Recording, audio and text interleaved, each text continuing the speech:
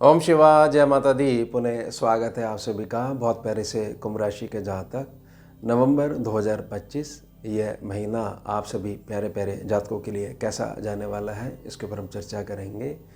मूल समझ लीजिए, बहुत सारी क्षेत्रों में सफलता के बहुत सारे बीज इस महीने में आने वाले हैं, पिरोए जाने वाले हैं। हम जातक शिकायत करेंगे, हम तो सुन रहे थे कि सोच रहे थे कि आप बोलेंगे कि फलों के ऊपर हम बात कर रहे हैं और फल मिलने वाला है, अभी तो यहाँ बीज डालने की बात चल रही है। बताइए कितना लंबा कार्य आपने बता दिया। नहीं, जब प्रत्येक भाव की गणना मैं आपसे आगे करूँगा, प्रार्थना करूँगा, जो बातें मैं समझाने का प्रयास करूँगा उसको स्वीकार कर लेते हो, तो इस महीने में बीज भी अच्छे से पिरो दिए जाएंगे, बिल्कुल बढ़िया वाले, गारंटी वाले। और बहुत अंकुर फूटेंगे और फिर उसमें बड़े सुंदर सुंदर पौधे निकलेंगे, छोटे छोटे फूल आने लग जाएंगे और बहुत ज़्यादा खुशबू भी देने लग जाएंगे। तो ये महीना जो है हमारे बेस बनाने वाला, हम इसको काउंट कर रहे हैं। चलिए विषय प्रारंभ कर लेते हैं। विषय में 12वें सेक्शन से हम शुरू करेंगे, क्योंकि दोनों ही सेक्शन यानी कि लगन भाव और 12वां भाव दोनों शनि भाव के अंडर में है। अब शनि जो है मीन राशि में धन स्थान पे बैठे हुए हैं। 28 नवंबर के पश्चात ये पुनः मार्गी चाल में हो जाएंगे और मार्गी चाल में होते ही एक चीज़ समझ लीजिए कि जहाँ पर 3, 7 और 10वीं दृष्टि पड़ रही है, वह दृष्टियाँ थोड़ी सी प्रबल हो जाएंगी, क्योंकि वक्री दृष्टि हट जाएगी। अब शनि का एक सूत्र समझ लीजिए, स्कैनिंग विद्या में बड़ा प्रबल सूत्र है कि शनि जहाँ बैठते हैं उस सेक्शन की गारंटी लेते हैं। तो आपके खर्चों की गारंटी जो है शनि बाबा कहाँ से करवाएंगे? धन स्थान की पूर्ति के द्वारा ही करवाएंगे, कुटुंब वाले सेक्शन के द्वारा ही करवाएंगे, आपके नियम जो है, वाणी के नियम है, उसके द्वारा ही करवाएंगे। उसी आधार पर ये चीज़ समझ लीजिए कि शनि सेक्शन की गारंटी तो ले रहे हैं, लेकिन खर्चे की एनर्जी भी साथ में है इनके पास और पूरे लगन की जिम्मेदारी भी इनके पास है। अब आपको एक लेसन समझना होगा, जब तक शनि बाबा मीन राशि में बैठे हुए हैं, वक्री भी होंगे, मार्गी भी होंगे, लंबे समय तक यहाँ बैठे रहेंगे। आपको सिर्फ और सिर्फ अपने जो दैनिक कार्य हैं उसमें कुछ ना कुछ सूचियाँ ऐसी शामिल करनी है जिससे कि आपके दैनिक कार्य में जो भी आप पुण्य अर्जित कर रहे हो उसका कम से कम दशांश हिस्सा तो अपने पितरों को और पूर्वजों को दान करिए। और हृदय में एकांत में बैठकर हृदय में प्रार्थना करिए कि कोई भी कुटुंब के सदस्य के साथ अगर आपका किसी प्रकार का मानसिक वैर चलता आ रहा है, उसको तुरंत प्रभाव से क्षमा कर दीजिए। फिर आप देखिएगा शनिदेव बहुत सारा खजाना आपको देना शुरू कर देंगे और फिर आपको अपने जीवन का लक्ष्य मिलना शुरू हो जाएगा। ये जो अंतिम जो 2.5 वर्ष जो बचे हैं, अब शनि जो मीन राशि में बैठे हैं, इसके बाद जो परिवर्तन करेंगे, परिवर्तन से पहले जो 2.5 वर्ष जो बचे हुए हैं, शनि बाबा आपको स्वर्ण बनाना चाह रहे हैं। और आपकी ये शर्त है कि हमारे को अग्नि से बड़ा डर लगता है, लेकिन हम स्वर्ण बनना चाहते हैं, इसके अलावा हम कोई और धातु स्वीकार नहीं करेंगे। तो यहाँ पर थोड़ी सी गड़बड़ होने वाली है। जिसने चोंच दी है ईश्वर ने, चिड़िया को बनाया है, वह उसके चुग्गे का दाने का भी इंतज़ाम करता है। बड़े हाथ जोड़ के विनम्र प्रार्थना है, इस बात को स्वीकार कर लीजिए। स्वीकार कर लोगे तो बहुत ज़्यादा लोड जो लेके घूम रहे हो, वो लोड नहीं लेने के बजाय वह बोलोगे कि जैसी तुम्हारी लीला है उस लीला में तुम ही अपने आप हमारे को डालते हो और तुम ही अपने आप हमारे को निकालते हो, तुम्हारा खेल चलता रहता है। ये भाव जिस दिन आपको समझ में आ गया, आप समझ जाओगे कि सबसे ज़्यादा प्यार करने वाला ग्रह अगर कोई है तो वो शनि बाबा है, और हमारे तो वो लगन के मालिक है, हमारे तो स्वामी हैं। सिर्फ रटी रटाई जो बातें जो विद्वानों से हम सुनते रहते हैं, बस वह सुनी हुई है, ये ग्रह अच्छा है, ये उच्च है, ये नीच है, कोई कुछ नहीं है। केवल केवल और केवल हमारा कर्म है जिसको हम स्वीकार नहीं कर रहे हैं, उसके साथ हमारी मित्रता को अच्छा बता देते हैं और बैर को जो है बड़ा खराब बता देते हैं। ये समय बड़ा खराब गया। समय खराब नहीं होता है, कर्मों के प्रति जो हमारा रिएक्शन है वही हमारा सब कुछ जो है डिसाइड कर देता है। अब धन स्थान की हम बात कर लेते हैं, और ये ध्यान बना के रखिएगा कि लगन में राहु है, बड़ा आशीर्वाद आपको देना चाह रहे हैं, एकदम से दैनिक आमदनी को बढ़ाना चाह रहे हैं, लेकिन करें तो करें क्या? स्कैनिंग विद्या का सूत्र कहता है कि शनि के पास वक्री दृष्टि है, वक्री दृष्टि से राहु के ऊपर लोड पड़ा हुआ है। राहु ने लोड जो है वापिस जो है मकर राशि स्थान पे द्वादश स्थान पे बनाया हुआ है। जैसे 28 नवंबर के पश्चात ये वक्री दृष्टि हट जाएगी, राहु भी आपके बेनिफिट में कुछ करेंगे और राहु के कारण जो खर्चे वाला सेक्शन डिस्टर्ब है, व्यर्थ की जो है नींद जो नहीं आ रही है, नींद डिस्टर्ब है, सोने उठने का नियम डिस्टर्ब है, सारे दिन एक मानसिक चिंता जो परेशान करती रहती है, उससे भी 28 नवंबर के पश्चात रिलीफ मिलना शुरू हो जाएगा। धन स्थान पे शनि बाबा बैठे हुए हैं। शनि बाबा यहाँ बैठ के जो लेसन बताना चाह रहे, मैंने प्रार्थना कर दी है, लेकिन मीन राशि है, स्वामी बृहस्पति कर्क राशि में यानी षष्ठम भाव में उच्च प्रभावी होकर बैठे हुए। 11 तारीख के पश्चात यह भी वक्री चाल में आ जाएंगे। वक्री चाल होते ही क्या होगा, पीछे देखने की दृष्टि आ जाएगी और पीछे को निखारने की दृष्टि आ जाएगी। केवल स्कैनिंग विद्या का सूत्र है ये। इसको किसी भी प्रकार से स्कैनिंग विद्या को ज्योतिष विद्या या उसके जो भी सूत्र होते हैं उनसे जोड़ के मत आकलन लगाया करिए। कोई संबंध है ही नहीं किसी प्रकार का। वो सूत्र है, ये ऊर्जा की गणना है।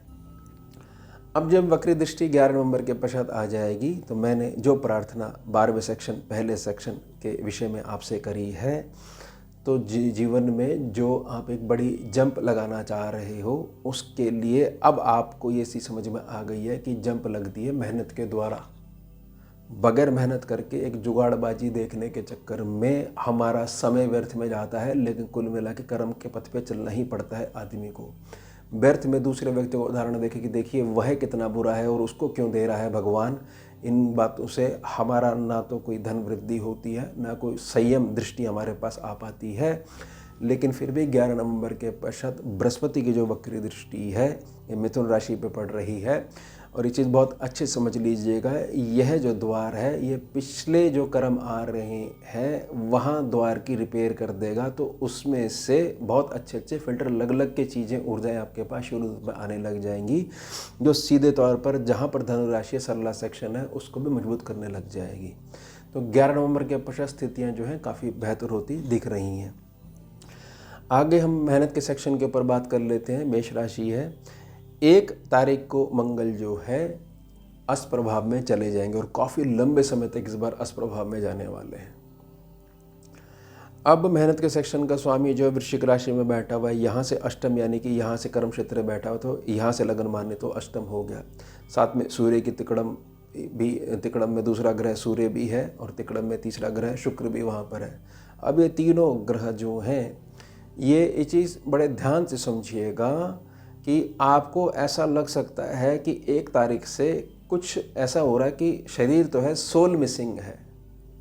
मुझे नहीं लग पा रहा कि जिस हिसाब से मेहनत करी जा रही है उस हिसाब से फल कुछ आने की उम्मीद बनी हुई है। लेकिन थोड़ा ध्यान बना के रखिएगा कि जैसे ही बृहस्पति की वक्री दृष्टि जैसे ही अस्तित्व में आएगी, आपके कर्म क्षेत्र की बहुत अधिक मजबूती आपको दिखने लग जाएगी।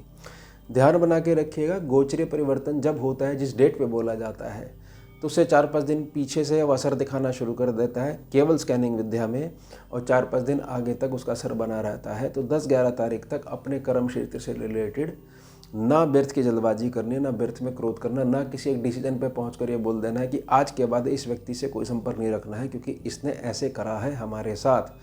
कुछ नहीं करना है। ये छोटे छोटे से आपके स्टेप्स हैं। इन स्टेप्स की मजबूती बनाने के लिए ही आपको शनिदेव बहुत सारे चीज़ें जो है सिखाने का प्रयास कर रहे हैं।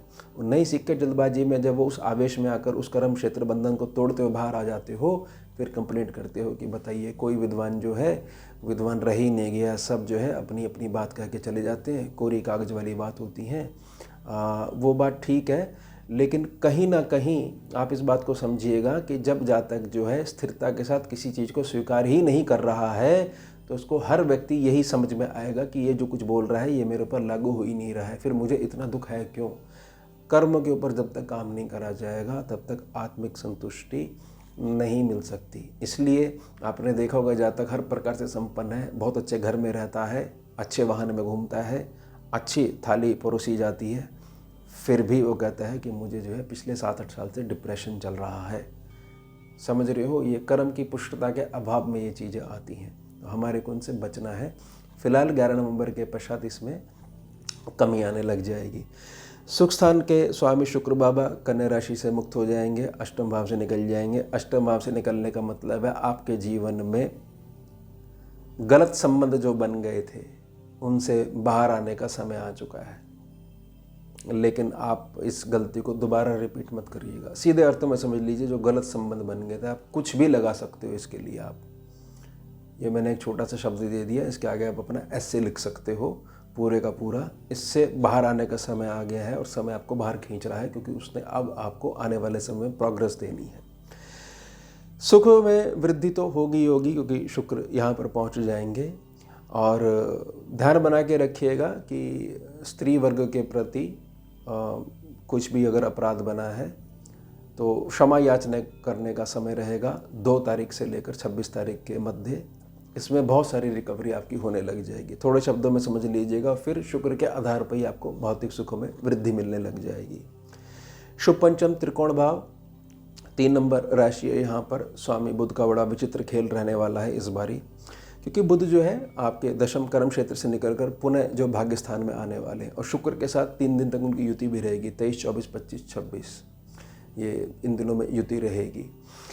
अब ये ऐसा क्यों, पीछे क्यों आ रहे हैं? क्योंकि देखिए 10 से लेकर 29 तारीख के मध्य वक्री हो जाएंगे, यानी 10 को उल्टे होकर बैठ जाएंगे, और फिर 23 को जब आगे बढ़ने का समय आएगा, पहले उल्टे के बैठे हुए हैं, तो वापिस जो है भाग्य स्थान में आ जाएंगे, तुला राशि में आ जाएंगे। और 11 से 27 तारीख के मध्य नवंबर महीने में अष्टप्रभाव में रहेंगे, वक्री भी रहेंगे, अस्त भी रहेंगे और पीछे भी आ जाएंगे।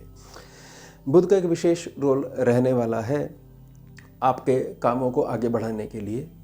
तो 23 तारीख आते आते, यानी लगा लीजिए 18, 19, 20, 21, 22, 23, ऐसे चलते हुए, ऐसे क्रम में चलते हुए आपको घर बैठे ही अपनी बुद्धि विवेक के आधार पर बहुत सारी चीज़ों के जवाब मिलने लग जाएंगे। गुत्थियाँ जैसे सॉल्व करी जाती हैं ना बुद्धिमत्ता के आधार पर, वो सॉल्व करने लग जाओगे।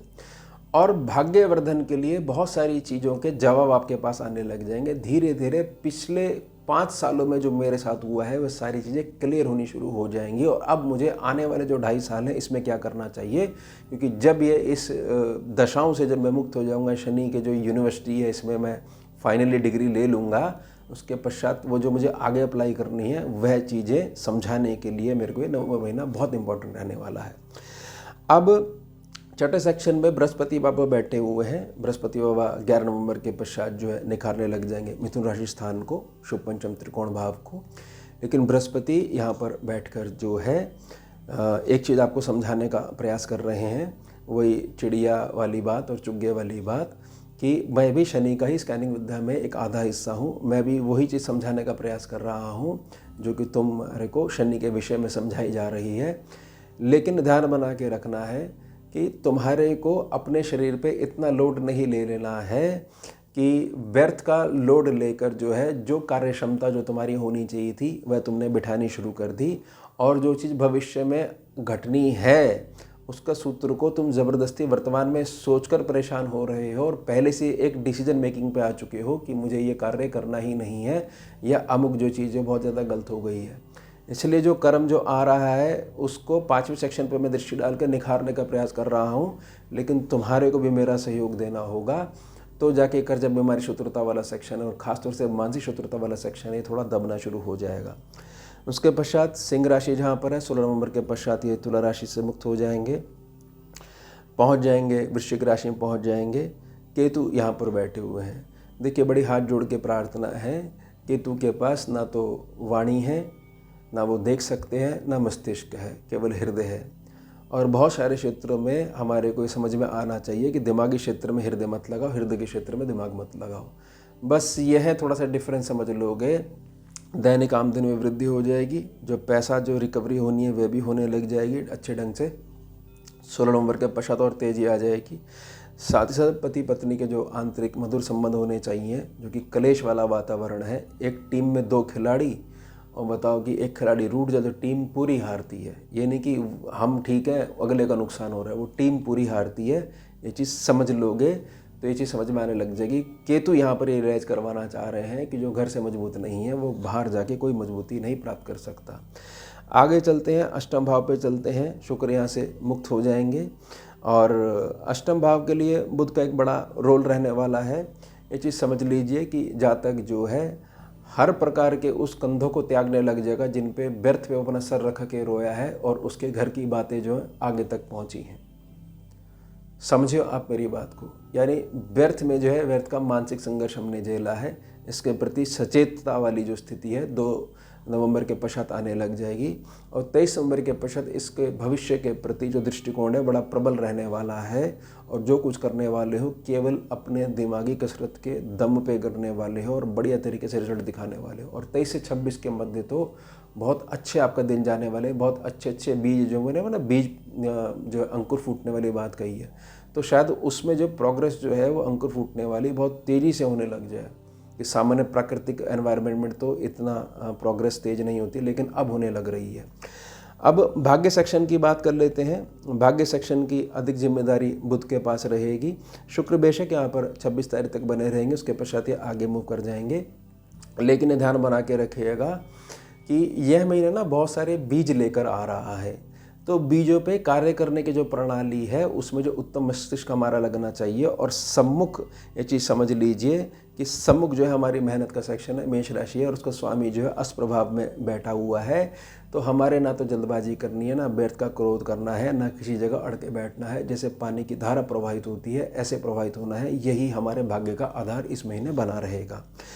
कर्म क्षेत्र की बात कर लेते हैं। कर्म क्षेत्र पे मंगल है, शुक्र है और सूर्य है।